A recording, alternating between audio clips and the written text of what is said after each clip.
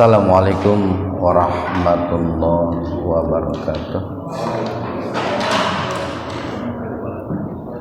Innal hamdalillah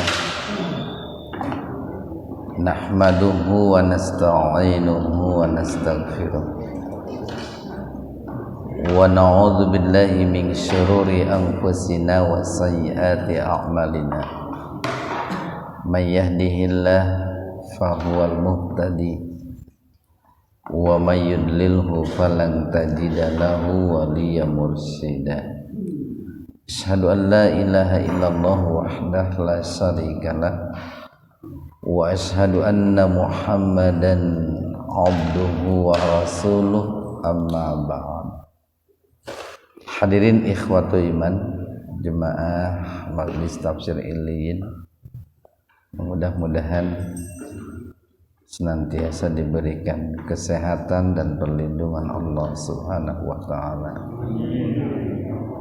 Kajian tafsir di Majelis Tafsir Illiyin pada kesempatan kali ini membahas surat Ali Imran ayat 90, halaman 61. Ali Imran ayat 90.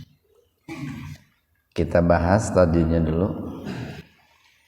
Inna gunnah, nun bertasdid gunnah. Gunnah itu artinya mendengung, ngahiung, tahan dua ketukan.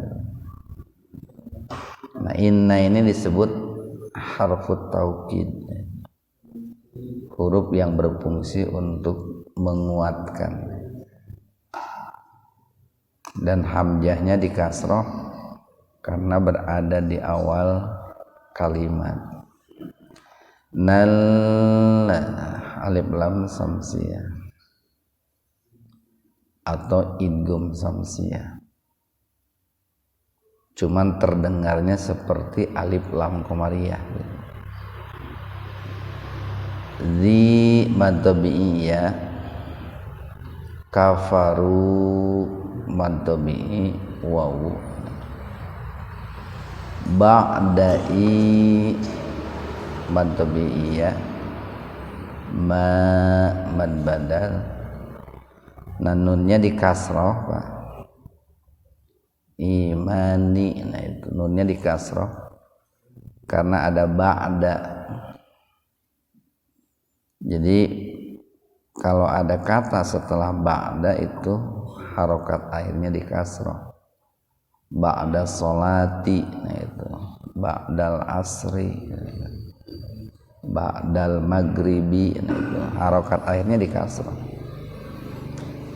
Him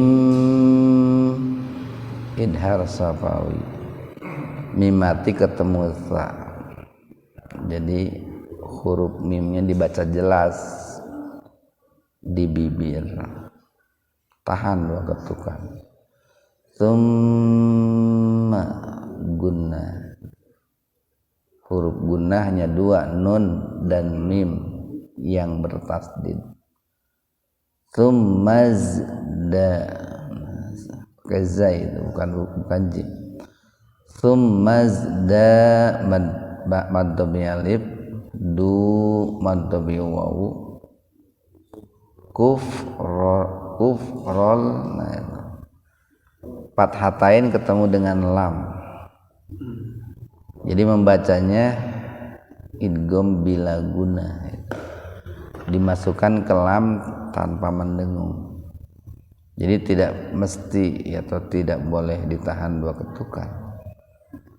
Jadi membacanya jangan kufrol, nah, enggak begitu. Kufrol lang, jadi tanpa mendengung dimasukkan ke lamnya itu.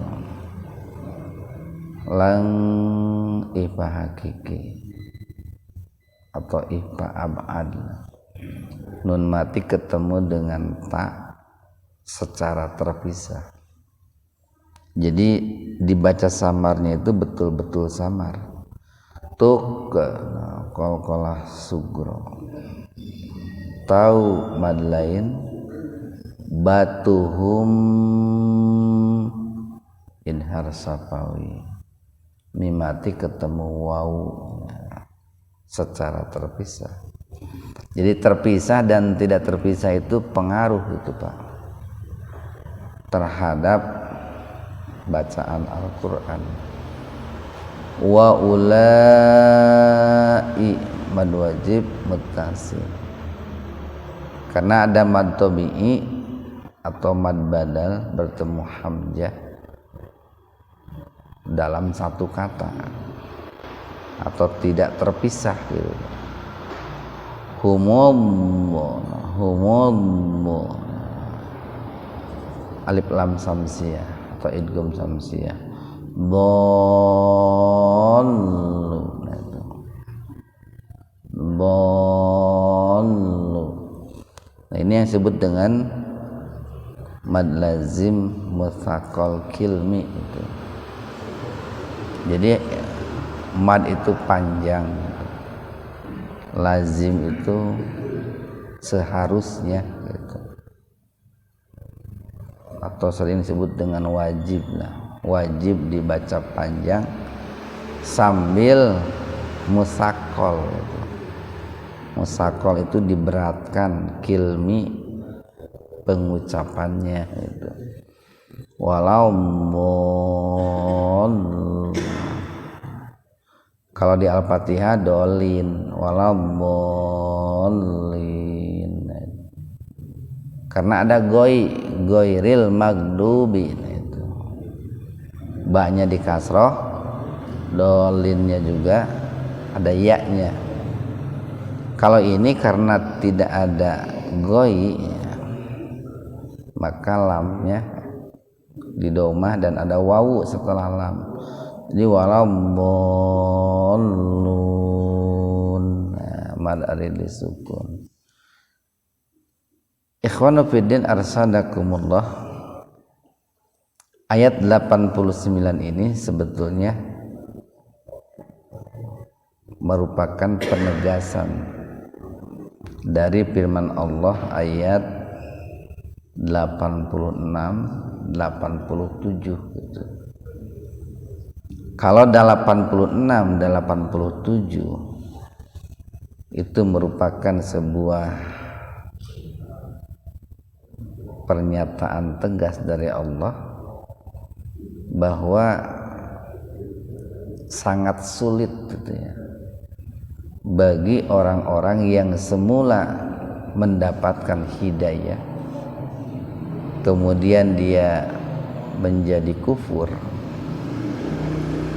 kemudian dia murtad,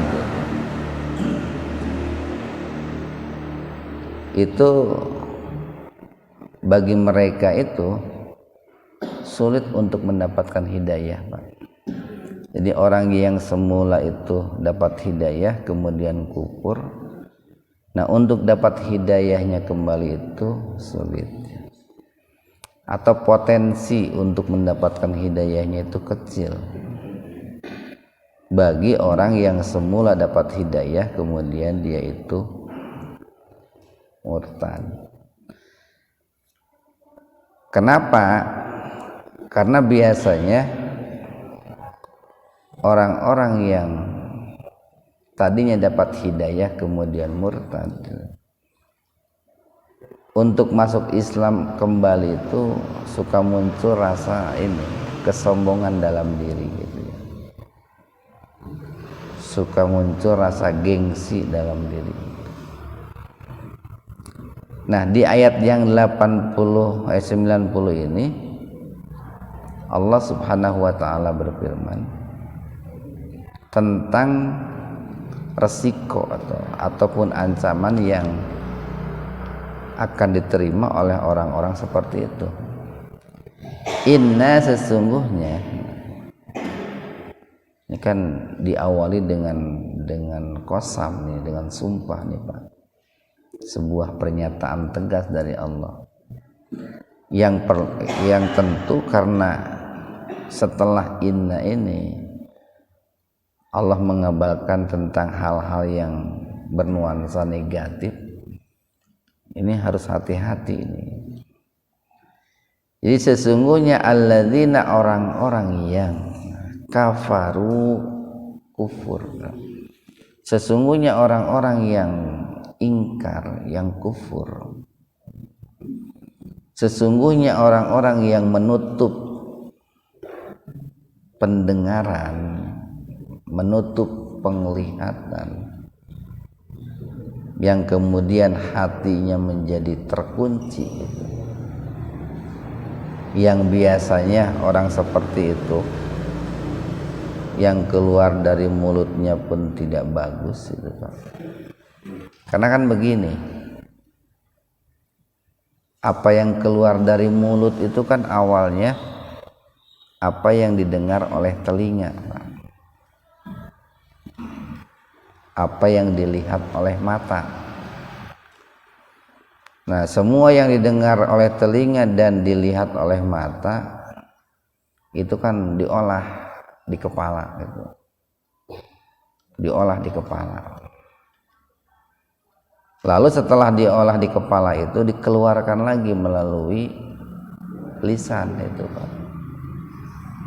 Makanya kenapa dalam Islam itu kita diperintahkan untuk menjaga kepala kan gitu. Bukan hanya menjaga dari kecelakaan-kecelakaan yang sifatnya fisik ataupun lahir, tapi menjaga kepala itu adalah menjaga pendengaran, menjaga penglihatan, yang pada ujungnya akan menjaga lisan gitu. Ujungnya akan menjaga lisan. Jadi sulit orang yang tidak menjaga pendengaran dan penglihatan, lisannya akan terjaga, sulit. Karena apa yang keluar dari lisan itu tidak lepas dari apa yang dilihat dan didengar gitu. Nah, orang-orang yang kafir itu ya orang-orang yang tidak bisa menjaga kepala, Pak.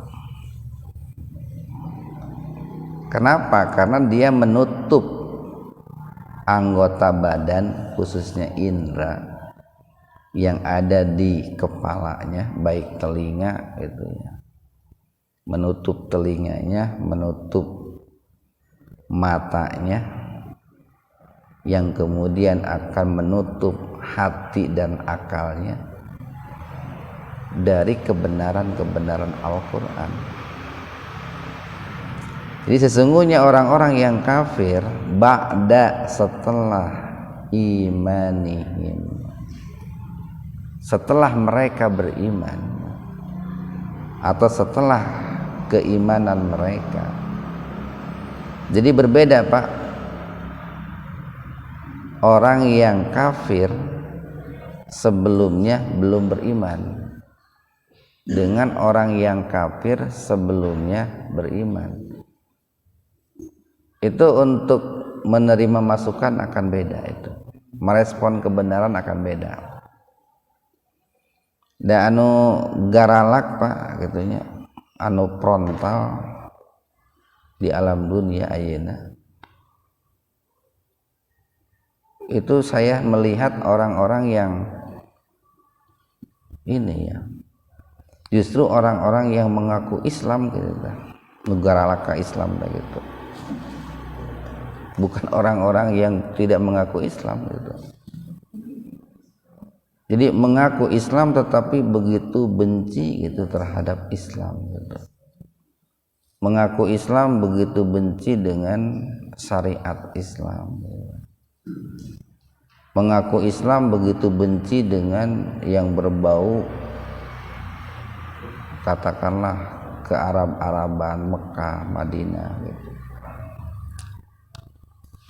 Nah, di sini diancam nih oleh Allah nih, bagi orang-orang yang kafir setelah dia beriman, summa kemudian izdadu bertambah.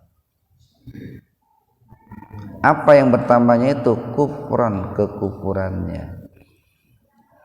Ada yang menafsirkan begini nih, Wahbaz Zuhaili menafsirkan begini, kufur yang pertama ini kan ada 2 kali diulang kata kufur Pak. innalladzina kafaru, nah itu. Kemudian sumazdadu kufra, nah itu. Kufur yang pertama ini kalau ditujukan kepada orang Yahudi, orang Nasrani, mereka mengkufuri kitab suci yang dibawa oleh nabi mereka. Orang Yahudi mengkufuri Taurat yang dibawa oleh Nabi Musa. Orang Nasrani mengkufuri Injil yang dibawa oleh Nabi Isa. Kemudian kufur yang kedua, mereka mengkufuri Al-Quran yang dibawa oleh Rasulullah Muhammad SAW. Kan begini, ada di antara orang-orang Yahudi dan Nasrani itu, bahkan boleh dikatakan mayoritas ya, mereka mengkufuri terhadap kitab suci yang dibawa oleh Nabi Musa dan Nabi Isa. Nah, ketika Nabi Muhammad diutus di kota Mekah dan mereka bertemu Nabi Muhammad di Madinah, itu pun mereka mengulangi kekufurannya terhadap kitab suci. Nah, itulah yang disebut dengan orang yang kafir kemudian bertambah kekufurannya itu. Jadi mestinya mereka itu beriman kepada kitab suci yang dibawa oleh Nabi Musa dan Isa, Taurat dan Injil. Ketika diutus Nabi Muhammad membawa Al-Quran, mereka pun mestinya mengimani Al-Quran. Tapi yang ada mereka mengkufuri Taurat dan Injil. Ketika diutus Nabi Muhammad pun mereka mengkufuri Al-Quran. Nah, itu adalah kekufuran di atas kekufuran, atau bertambahnya kekufuran di atas kekufuran. Nah, ancaman dari Allah lan, nah, sekali-kali tuqbala, diterima ya. Sekali-kali tidak akan diterima. Nah, jadi lan itu sekali-kali tidak, tuqbala diterima. Apa taubatuhum? Ini lamnya di fathah Pak, tuqbala enggak tuqbalu, karena ada lan itu. Walan tardo. Jadi kalau ada lan itu kata sesudahnya harokatnya jadi fathah. Sekali-kali tidak akan diterima taubat mereka. Atau para ulama banyak yang mengkompromikan begini Pak. Kenapa dikompromikan? Kan di ayat lain nih, umpamanya Allah berfirman, la taqnatu min rahmatillah. Kalian jangan putus asa dari rahmat Allah. Tapi di sini ada ancaman lantuk balat taubatuhum, sekali-kali tidak akan diterima taubat mereka. Di hadis kan ada innallaha yaqbalu taubatal abdi malam yugorgir gitu. Sesungguhnya Allah akan menerima taubat seorang hamba selama nyawanya belum sampai tenggorokan. Di hadis lain selama matahari belum terbit dari barat, kan begitu. Tapi di sini ada ancaman Allah sekali-kali tidak akan menerima taubat mereka. Nah, makanya dikompromikan oleh para ulama dua dalil yang terkesan kontradiktif, diambil jalan tengahnya. Nah, bagaimana jalan tengahnya itu? Para ulama mengatakan bukan tidak akan diterima taubat mereka. Kenapa? Karena Allah kan Maha penerima taubat. Tetapi potensi mereka untuk bertaubat itu kecil sekali. Potensi keinginan mereka untuk kembali menyesali kesalahan itu kecil. Atau potensi untuk diterima taubatnya itu kecil. Itu salah satu jalan tengahnya begitu. Wa ulaika, dan mereka itu hum. Nah, jadi wa ulaika hum, dan mereka itu adalah Ad-dallun. Itu adalah orang-orang yang sesat gitu. Bahkan kesesatan yang paling nyata, Pak, kesesatan yang paling nyata adalah orang yang mengetahui jalan gitu, tetapi kemudian dia itu tidak melalui jalan tersebut, Pak. Jadi ada orang yang tersesat itu karena dia tidak tahu jalan gitu. Ada orang yang tersesat itu dia tahu jalan tapi dia tidak melalui jalan itu, malah melalui jalan yang tidak dia ketahui. Nah, itu kesesatannya lebih parah ya, mangga. Berarti bahwa setiap manusia yang punya keinginan untuk berobat dengan sebenarnya obat pasti akan diterima. Ya. Untuk kasus Firaun, ya, karena dia itu berobatnya terlambat, gitu. Iya, boleh. Jadi orang itu begini, Pak. Orang itu diterima taubatnya gitu kan. Atau orang itu akan selamat gitu. Itu tidak hanya sebatas bertaubat gitu. Tetapi setelah bertaubat dia harus diiringi dengan amal soleh, Pak. Jadi antara taubat dengan amal soleh itu dua hal yang tidak bisa dipisahkan gitu. Karena kalau hanya sebatas taubat, Fir'aun juga kan taubat itu. Amantu bi Rabbi Musa wa Harun, itu, Pak.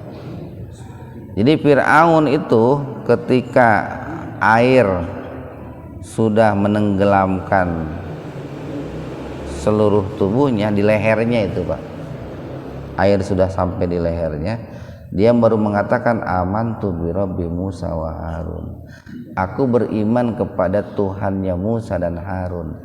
Itu kan pernyataan dua kalimat syahadat itu sebetulnya, Pak. Jadi amantu bi Rabbi Musa wa Harun itu sama dengan asyhadu alla ilaha illallah, kayak itu tak. Tetapi satu, dia terlambat ya, karena napasnya sudah di tenggorokan. Yang kedua, taubatnya tidak diiringi dengan amal soleh. Nah, makanya yang harus mendapatkan perhatian serius itu bagi kita nih, Pak. Sekarang mumpung kita masih jag-jag gitu, Pak. Mumpung kita masih sehat gitu. Mumpung kita masih bisa beramal, kita perbanyak taubat, kita perbanyak amal soleh kan suka ada orang itu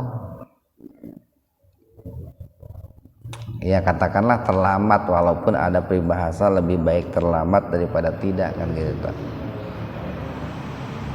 Tapi itu untuk kasus-kasus yang ringan tentunya. Ini artinya karena dia sudah tidak akan punya potensi untuk beramal soleh.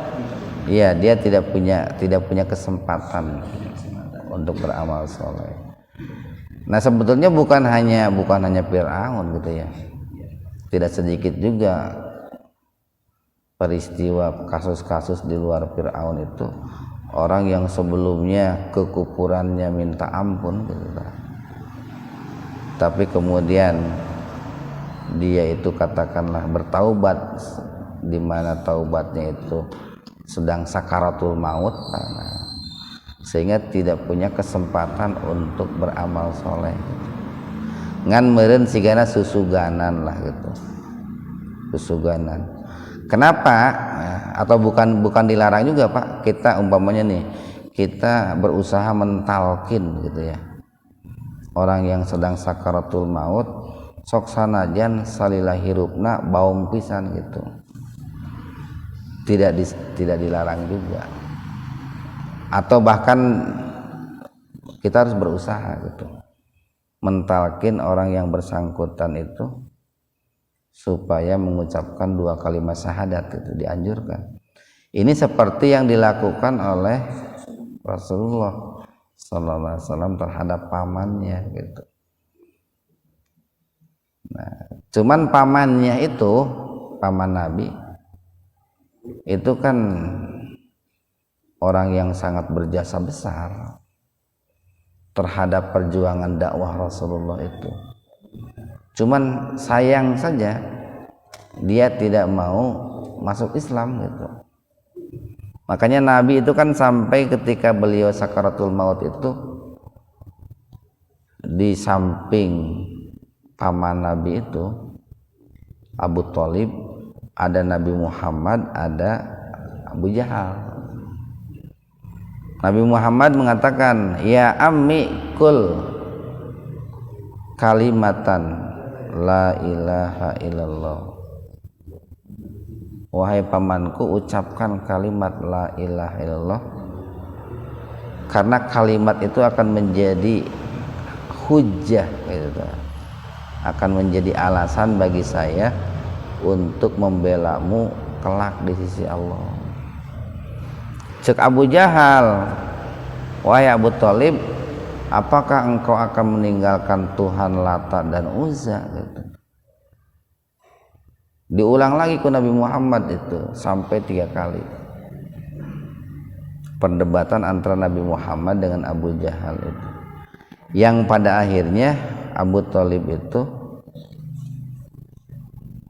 dia mati dalam keadaan menyekutukan Allah. Nah, waktu itu Nabi Muhammad sempat bersumpah itu, memohon kepada Allah bahwa Nabi Muhammad itu akan la astaghfironna laka malam unha anka. Wahai pamanku, sungguh pasti akan aku mohonkan ampun untukmu kepada Allah selama Allah belum melarang saya, katanya. Turun tuh surat apa, Taubah ya. Allah menegur Nabi Muhammad, maka nalin nabiyyi walladzina amanu ayastaghfiru lil musyrikin walau kanu ulil qurba. Teu pantes kita, tidak pantas bagi seorang nabi dan bagi orang-orang yang beriman memohonkan ampun bagi orang-orang yang musyrik, sekalipun dia itu keluarganya, sekalipun dia kerabatnya, sekalipun dia itu berjasa besar gitu. Jadi dilarang Pak kita memohon ampun untuk orang-orang musyrik, tong boro-boro tetangga atau batur. Keluarga sendiri kalau dia jelas-jelas melakukan kemusyrikan, jelas-jelas melakukan kekufuran, dilarang memohonkan ampun. Makanya nih ketika ada orang yang meninggal Pak, ada hak adami yang boleh dilakukan, tetapi ada yang tidak boleh dilakukan. Ada orang di luar Islam mati, boleh menjenguk Pak, tapi tidak boleh mendoakan Pak. Ya Allah, ampunilah umpamanya si Ken Jinping, Presiden Cina. Ya Allah, mudah-mudahan George Bush diampuni dosa-dosanya. Itu temenang itu Pak. Dosa itu malah bukan dapat pahala, malah dapat dosa. Kalau menjenguk boleh itu menjenguk. Dulu kan Nabi pernah ketika ada jenazah Yahudi lewat kan berdiri itu, menghormati sesama manusia. Tapi tidak boleh menyolatkan, tidak boleh mendoakan, tidak boleh memohonkan ampun. Nah, kita lanjutkan apa nih? Satu ayat lagi. Inna, sesungguhnya alladzina, orang-orang yang kafaru, kafir, wa matu, nah, dan dia mati, wahum, sedangkan mereka kufar, dalam keadaan kafir. Di sini menggunakan wa nih Pak nih. Innal ladzina kafaru wa, jadi enggak summa matu, enggak begitu, enggak pak matu tapi wa matu. Wa itu kan atop, huruf atop yang menunjukkan adanya lil jam'i wa ma'an, adanya waktu yang berbarengan, yang hampir berbarengan. Sehingga para ulama menafsirkan begini, sesungguhnya orang-orang yang kafir kemudian dia itu mati sebelum bertaubat dari kekufurannya, sebelum dia bertaubat kemudian beramal soleh. Taubat orang yang kafir ya masuk Islam, Pak. Seperti taubatnya Umar bin Khattab itu kan, beliau masuk Islam kemudian beramal soleh. Maka Allah mengatakan palan, maka sekali-kali tidak yukbala diterima, maka sekali-kali tidak akan diterima min ahadihim, min dari ahadihim, mereka itu apa? Ini kalau dalam susunan bebas begini, Pak. Fala yukbala min ahadihim dahaban. Jadi yang tidak akan diterima itu, atau gini, tidak akan diterima dari mereka itu dahaban, emas, walawik tadabihi, sebagai tebusan itu. Cuma ini kan redaksinya redaksi Al-Quran, nggak bisa dirubah, Pak. Jadi tidak akan diterima dari mereka itu mil'u, sepenuh, al-ardi, bumi itu.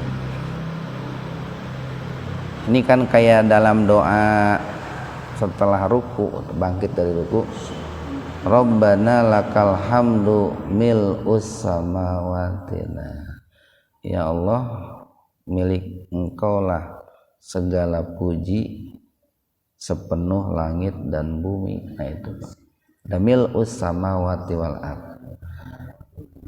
Mala'u, nah wa qolal mala'u, mala'u itu kan sering diartikan pembesar. Mereka disebut pembesar, penguasa karena mereka punya kekuasaan penuh, Pak. Punya banyak kekuasaan, punya banyak fasilitas. Jadi sekalipun nih mereka itu memiliki emas mil'ul ardi, sepenuh bumi, lalu emas yang sepenuh bumi itu dijadikan iktadabihi, nah itu untuk iftadabihi itu untuk menebus dirinya gitu, atau menukar dirinya. Allah mengancam pala yukbala, itu tidak akan diterima, Pak. Ini kalau kita lihat asbabun nuzul ayat ini, kalau kita lihat, jadi ketika nanti di yaumul akhir ya, kemudian malaikat penjaga neraka nanya atas perintah Allah kepada mereka, orang-orang kafir itu, maukah engkau tukar seluruh kekayaanmu di dunia untuk menebus dirimu daripada siksa api neraka? Mereka menjawab, iya, gitu. Kami bersedia untuk menukar seluruh harta kami termasuk emas untuk menebus diri kami, mengeluarkan diri kami dari pedihnya siksa api neraka. Nah, maka turunlah nih ayat ini sebagai sebuah penjelas bahwa sekalipun orang itu membawa harta kekayaan yang sangat berharga seperti emas sepenuh bumi, itu tidak akan diterima, tidak akan bisa dijadikan sebagai tebusan untuk menyelamatkan mereka itu. Ulaika, bagi mereka itu, nah ulaika, mereka itu, nah, lahum, untuk mereka itu, lahnya harful milki itu, Pak, untuk, azabun, siksa, alimun, yang sangat pedih, wama, dan tidak ada lahum bagi mereka itu min nasirin, seorang pun penolong bagi mereka. Tidak ada seorang pun penolong yang akan menolong mereka dari siksa yang sangat pedih itu. Nah, ini mudah-mudahan ada manfaatnya untuk kita semua. Subhanakallahumma wa bihamdika asyhadu an la ilaha illa anta astaghfiruka wa atubu ilaik. Assalamualaikum warahmatullahi wabarakatuh.